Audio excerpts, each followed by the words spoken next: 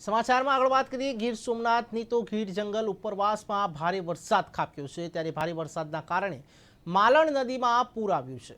ગીર ગઢડાના નાના સમઢિયાળા ગામ નજીકથી પસાર થતી માલણ નદીમાં પૂર આવ્યા જેવી સ્થિતિ સર્જાઈ છે। ત્યારે ભારે વરસાદના કારણે માલણ નદીમાં પૂર આવ્યાના દ્રશ્યો ટીવી સ્ક્રીન ઉપર આપ જોઈ શકો છો। ત્યારે ભારે વરસાદના કારણે અત્યારે અન્ય જિલ્લાઓમાં પણ વરસાદ ખાબકી રહ્યો છે ત્યારે ગીર સોમનાથના દ્રશ્યો આ સામે આવ્યા છે।